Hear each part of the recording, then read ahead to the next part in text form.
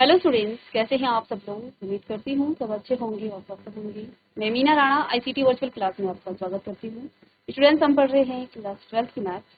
और जैसा कि हमने मैथ्स में डिटर्मिनेंट्स का चैप्टर किया था और अब हम एप्लीकेशन कर रहे थे डिटर्मिनेंट्स और मैट्रिक्स के साथ में। आपको सर भी मैट्रिक्स को रिविजन करा रहे हैं, तो आप वहाँ पर भी ध्यान देंगे और यहाँ पर आपका सिलेबस आगे है।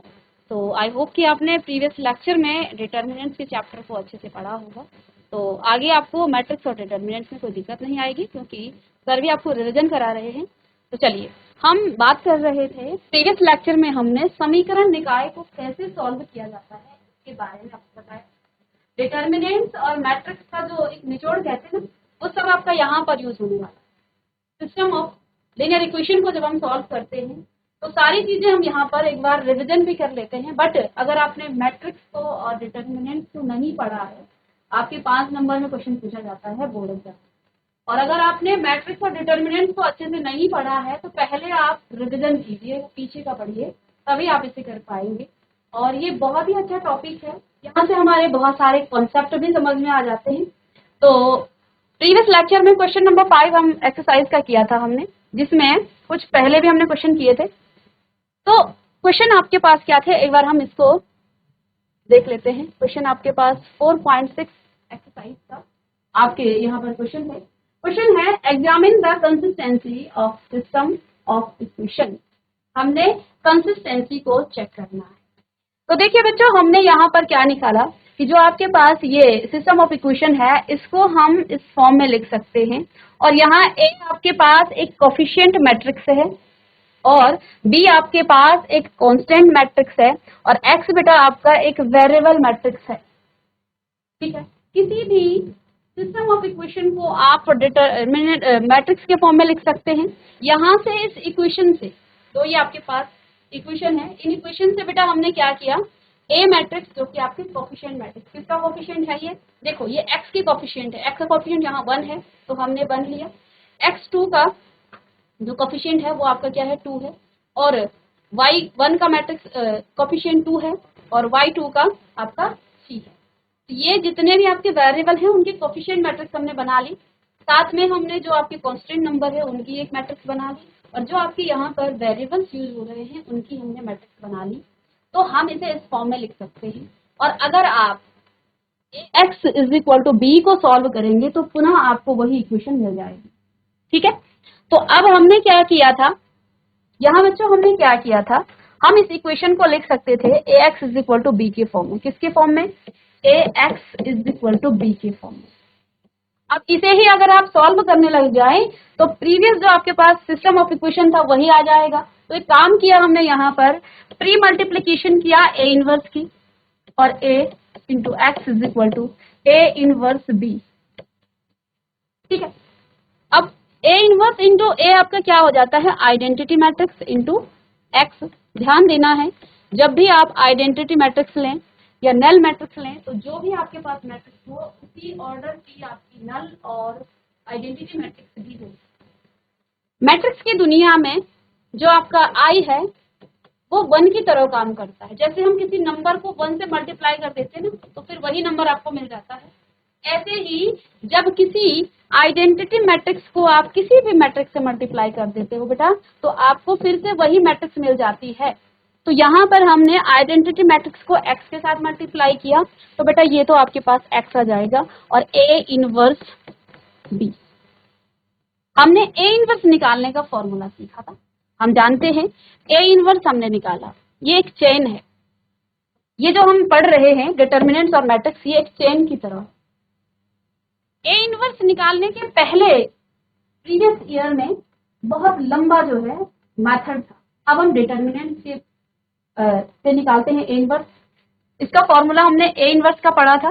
ए इनवर्स हम कैसे निकालते हैं, ए इनवर्स निकालने के लिए आपके पास 1 अपॉन डिटर्मिनेंट्स ऑफ ए और एडजॉइंट ऑफ ए आप निकालते हो। इनटू में बेटा हम क्या करते हैं, यहाँ पर हम बी से तो बाद में करेंगे, ये तो ए इनवर्स का ही क्या है, फॉर्मूला है। इस ए इनवर्स को आप यहाँ पर रख दें तो x की वैल्यू भी निकल जाएगी। 1 upon determinants of a adjoint of a into में बेटा आपके पास आ जाएगा b, इनटू में आपके पास b आ जाता है। यानी कि इस x मैट्रिक्स को वेरिएबल, देखो किसी इक्वेशन को जब आप सॉल्व करते हो तो वहां पर वेरिएबल की वैल्यू निकालते हो, तो x निकालने के लिए मुझे डिटर्मिनेंट ऑफ a चाहिए, एडजॉइंट ऑफ a चाहिए और इनटू में b चाहिए। ठीक है, तो ये हमने आपको प्रीवियस लेक्चर में ही डिस्कस किया था। तो हमने बेटा यहाँ से, क्योंकि अब इसकी कंसिस्टेंसी किस पर डिपेंड करती है, हमने कहा था कि अगर आपका जो a डिटर्मिनेंट है वो डज नॉट इक्वल टू 0 है तो आपकी ए क्या होगी, नॉन सिंगुलर मैट्रिक्स होगी, ये आपकी नॉन सिंगुलर मैट्रिक्स होगी, ये आपकी नॉन सिंगुलर मैट्रिक्स होगी। और जब नॉन सिंगुलर मैट्रिक्स होगी तो ए इनवर्स भी आपका एग्जिस्ट करेगा, ए इनवर्स एग्जिस्ट करेगा तो बेटा ये आपका जो सिस्टम ऑफ इक्वेशन है ये आपकी कंसिस्टेंट होगी। ठीक है, और अगर ए इनवर्स ए डिटर्मिनेंट आपका 0 आ जाता है ना, तो उस केस में बेटा हम क्या करते हैं, फिर हम adjoint of A into B निकालते हैं। अगर ये डज नॉट इक्वल टू 0 आ गया तो हमारा सॉल्यूशन यहीं पर खत्म। जब कंसिस्टेंसी की सिर्फ बात की जाए, हमें सिर्फ उसका सॉल्यूशन नहीं करना है, हमें कंसिस्टेंसी चेक करनी है। तो दो चीजें हैं आपके पास, यदि determinant of A does not equal to 0 आया, यानी कि जब ए मैट्रिक्स आपकी नॉन सिंगुलर आ गई, उस केस में तो ये आपका क्या होगा, कंसिस्टेंट होगा। और इन केस कभी डिटर्मिनेंट्स ऑफ ए आपका 0 के इक्वल आ गया, जैसे कि हमारे इस क्वेश्चन में ही आया था, तब हम क्या करें, तब हम इस सिस्टम ऑफ इक्वेशन को क्या कहें, इसका क्या नाम दें, कंसिस्टेंट तो नहीं कह सकते हैं। तब हम क्या करते हैं, adjoint of A into B निकालते हैं, तब हम adjoint of A into B निकालते हैं। ये इजी होता है एडजॉइंट निकालना जब आपके पास 2 ऑर्डर की मैट्रिक्स होती है, बट यहाँ तो 3 ऑर्डर की है, यानी कि हमें सभी मैट्रिक्स के कोफैक्टर निकालने पड़ेंगे। और देखिए मैंने आपको शुरू में ही बताया कि अगर आपने इस चेन को पढ़ा नहीं है तो यहाँ आपके कुछ पल्ले नहीं पड़ेंगे, क्योंकि ये एक चेन की तरह है। माइनर निकालना, कोफैक्टर निकालना, एडजॉइंट निकालना और इनवर्स निकालना और बाद में उसको सॉल्व करना, तो एक चेन से दूसरी चेन जुड़ी हुई है, साथ में मल्टीप्लीकेशन भी यहाँ पर आ जाता है मैट्रिक्स का। तो बहुत सारी चीजें हैं इसमें जो हम सारी चीजें पढ़ चुके। एप्लीकेशन ही, इसका नाम ही एप्लीकेशन है कि हम डिटर्मिनेंट्स और मैट्रिक्स का एप्लीकेशन कैसे उसका प्रयोग कर रहे हैं। तो हमने सारी चीजें यहाँ पर प्रयोग करनी है, इससे पहले हमारे पहले के कॉन्सेप्ट क्लियर होने चाहिए। ठीक है, इनकेस आपने मैट्रिक्स को नहीं पढ़ा है तो सर आपको पढ़ा रहे हैं, इससे पहले जो लेक्चर होता है वो आपका मैट्रिक्स का होता है, और इसके बाद जो है आपका डिटर्मिनेंट हम पूरा ही चैप्टर करा चुके हैं, बस ये लास्ट यहाँ पर आपका रह गया था।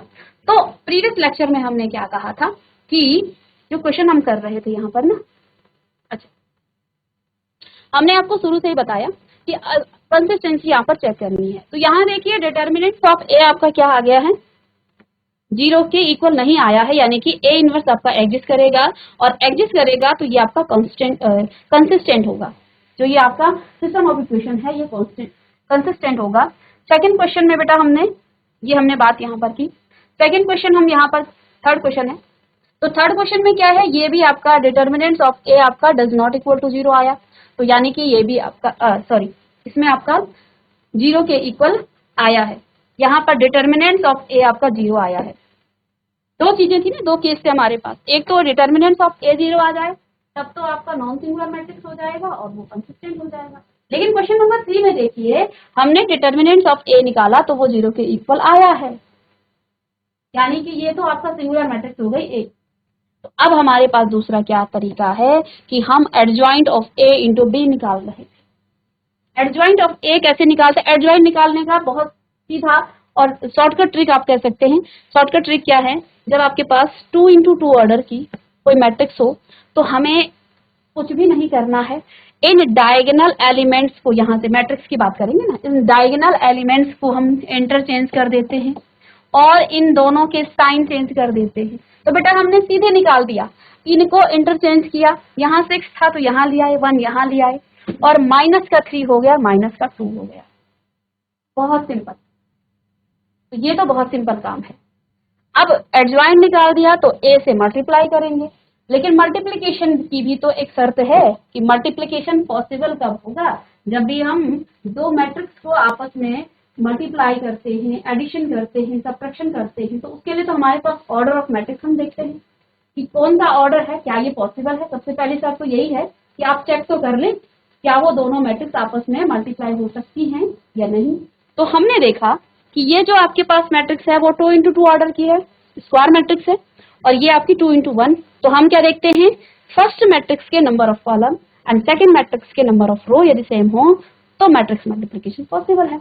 लेकिन अब आएगा आंसर किस ऑर्डर में, 2 × 1 ऑर्डर की। तो हमने मल्टीप्लाई कर दिया। आप जानते हैं फर्स्ट रो फर्स्ट कॉलम एक ही कॉलम है, तो फर्स्ट आपके पास एलिमेंट आ जाएगा सेकंड रो कॉलम के साथ। तो आपके पास अब यहां देखिए ये आपका 0 के इक्वल नहीं आया। यदि ये भी 0 के इक्वल नहीं आया, the solution of given system of equation does not exist, इसका सॉल्यूशन नहीं है। अगर ये 0 के इक्वल नहीं आया है तो इसका कोई सॉल्यूशन नहीं है। यहां पर हम लिखेंगे then equation is inconsistent. Equation क्या हो जाएगी, इनकंसिस्टेंट। और यहाँ यदि 0 आ जाता तो इसका सॉल्यूशन होते, इसके जो है इनफाइनाइट सॉल्यूशन होते, और जब अनफाइनाइट सॉल्यूशन होते हैं तो वो आपके कंसिस्टेंट आ जाता। जब ए डिटर्मिनेंट आपका 0 के इक्वल नहीं आता है तो उस समय आपका यूनिक सॉल्यूशन होता है। प्रीवियस लेक्चर में मैं इसको डिस्कस करा चुकी हूँ, तो ये तो आपका एक रिवीजन पार्ट था। चलिए फिर हमने क्वेश्चन नंबर 2 भी इसी तरह का था, ये तो 0 के इक्वल नहीं आया था, तो ये तो आपका कंसिस्टेंट था। क्वेश्चन नंबर 5 हम यहाँ पर हमने किया प्रीवियस लेक्चर में, और क्वेश्चन नंबर 5 में क्या था हमारा, ये जो सिस्टम ऑफ लीनियर इक्वेशन है इसमें 3 इक्वेशन थी। हमने क्या किया, इस सिस्टम ऑफ इक्वेशन को हम लिख सकते हैं ax = b के फॉर्म में, जहां a मैट्रिक्स आपकी क्या है, कोफिशिएंट मैट्रिक्स इन x, y और z के कोफिशिएंट हैं। 3x - y = 2, z = 2। तो बेटा हमने क्या ले लिया, सबकी कोफिशिएंट ले लिए। दूसरे इक्वेशन में x का कोई कोफिशिएंट नहीं है, x का कोई टर्म्स नहीं है, तो हमने कोफिशिएंट भी 0 ले लिया। तीसरे इक्वेशन में आपके पास क्या नहीं है, z का कोई टर्म्स नहीं है, तो z के कोफिशिएंट भी 0 हो जाएंगे। अब कोई नहीं है इसका मतलब तो कोफिशिएंट 0 होगा ना, 0 को किसी से मल्टीप्लाई कर देंगे तो आपका टर्म्स ही हो जाएगा साफ। ठीक है, तो ये हो गया, ये वेरिएबल मैट्रिक्स है और ये आपका कांस्टेंट मैट्रिक्स है। तो हमने यहाँ देखा कि डिटर्मिनेंट्स ऑफ ए आपके 0 के इक्वल आ गया है। दैट मीन्स कि ये जो मैट्रिक्स ए है वो सिंगुलर है, और सिंगुलर है तो अब हमें adjoint of A into B निकालना है। तो सबसे पहले बेटा हमारी कोशिश रहेगी हम एडजॉइंट ऑफ ए निकालते हैं। इतना आप नोट कीजिए, हम इसको आगे नेक्स्ट स्लाइड में कराते हैं।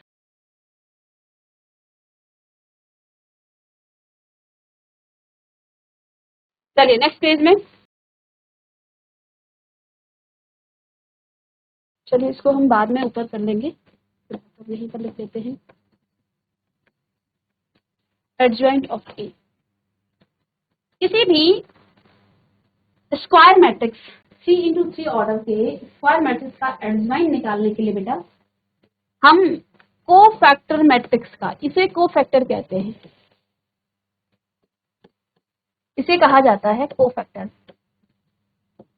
ये हर एलिमेंट के कोफैक्टर हैं। कैपिटल ए से हम कोफैक्टर को यहाँ पर दर्शाते हैं, C1 A32 A33।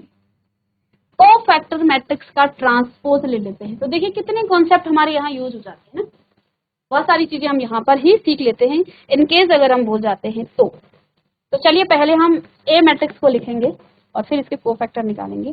तो 3 - का 1 बेटा, -2 0 2 और -का 1, 3 - का 5 और 0। ये आपकी ए मैट्रिक्स है, और इन ए मैट्रिक्स के कोफैक्टर निकालने हैं हमें, इसके कोफैक्टर निकालने हैं। तो चलिए निकालेंगे कोफैक्टर। तो A11 बेटा जब आप निकालते हैं ना तो फॉर्मूला आपके पास क्या है, AIJ, कैपिटल AIJ क्या होता है, capital AIJ is equal to -1 I + j और MIJ, जहां पर I आपके रो हैं और j आपका कॉलम है।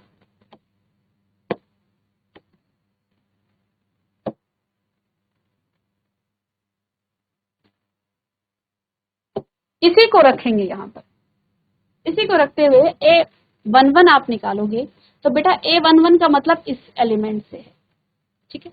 तो इसमें फॉर्मूला आप रख दें यदि इस तरह से A11 -1 की पावर I प्लस जे, और आप जानते हैं डायरेक्ट हम लिख सकते हैं, बट चलिए, तो 2 -1 -5 और 0, ठीक है। तो I J की जगह बेटा आप लिख सकते हैं 1 और 1, क्योंकि I भी 1 है और J भी 1 है, 1 + 1, यहाँ पर I भी 1 है और J भी 1 है।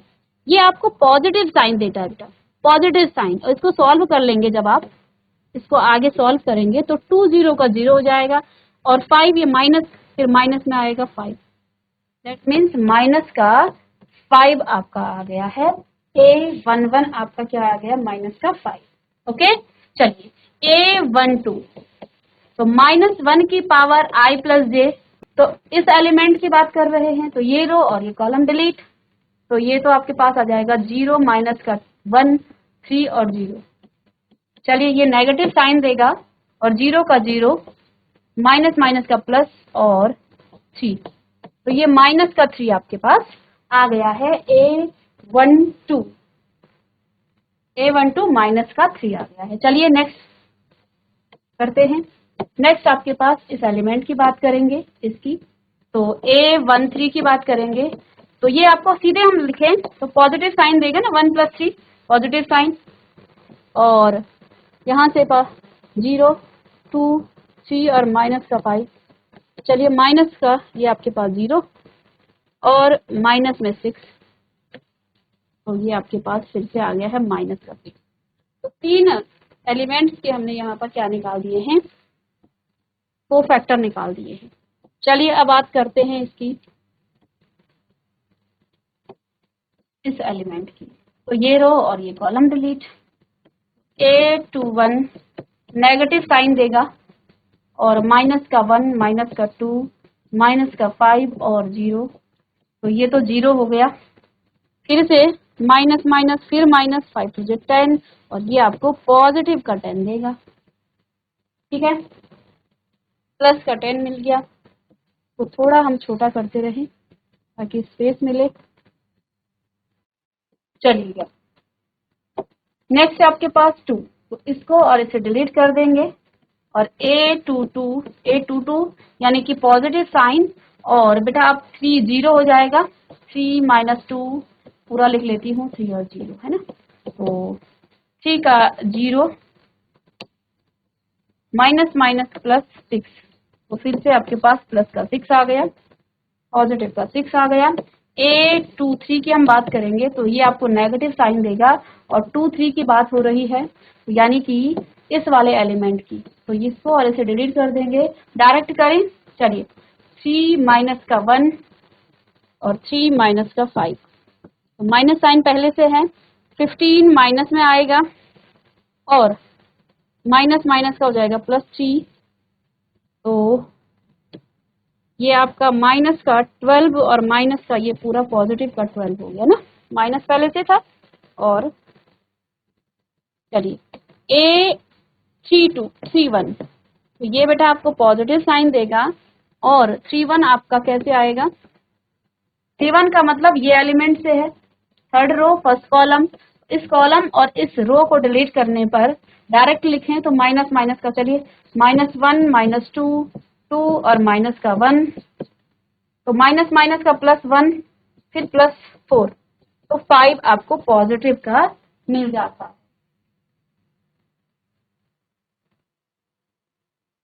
इसी तरह से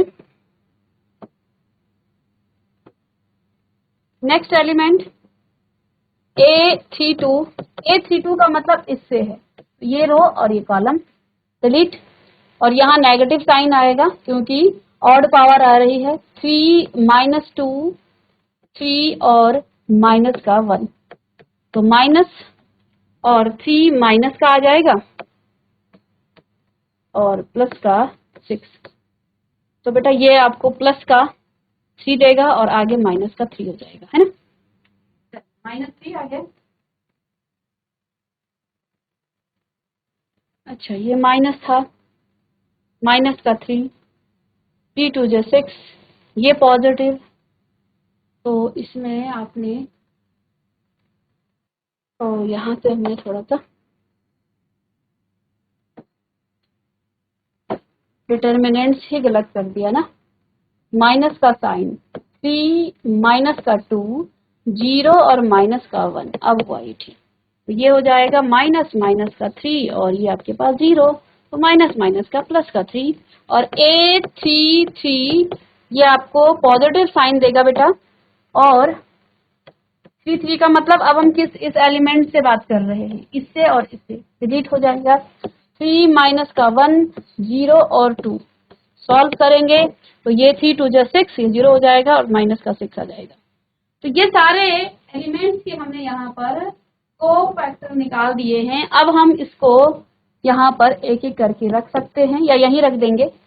चलिए, तो पहला एलिमेंट बेटा आपके पास क्या आया, माइनस का 5 माइनस का 3 और 6, फिर 10 6 और 12 5 3 एंड माइनस का 6। इसका ट्रांसपोज आपको करना है। जब आप ट्रांसपोज करेंगे, क्या आप ट्रांसपोज करोगे, माइनस का 5 माइनस का 3 माइनस का 6 बेटा यहाँ माइनस का था ना, 2 2 ये माइनस माइनस का प्लस हो जाएगा, फिर माइनस का 6 आएगा, यहाँ पर माइनस का आना चाहिए ना, देखो ठीक है। फिर आपके पास आएगा 10 6 और 12 5 3 और 6 5 3 और 6, तो यहाँ पर आपके पास माइनस माइनस का, तो ये प्लस का आ जाएगा यहाँ पर, ठीक है। चलिए, इसका ट्रांसपोज करेंगे आप, तो बेटा आपको मिलेगा माइनस का 5 माइनस का 3 एंड माइनस का 6, 10 6 और 12 5 3 एंड 6, ये आपका एडजॉइंट ऑफ ए आ गया है। ये आपका बेटा एडजॉइंट ऑफ ए आ गया है और इसको हम डायरेक्ट यहाँ पर लिख सकते हैं ना ऊपर। अब आगे आपको adjoint of A into B करना है, बी मैट्रिक्स से इसे मल्टीप्लाई करना है। एडजॉइंट ऑफ ए तो आपके पास क्या है, माइनस का 5 माइनस का 3 माइनस का 6 10 6 12 एंड 5 3 एंड 6। और बी मैट्रिक्स आपके पास क्या थी, बी मैट्रिक्स देख लेते हैं। बी मैट्रिक्स है आपके पास 2 1 और 3, 2 1 और 3, ये आपके पास इन दोनों की मल्टीप्लीकेशन आप कीजिए। और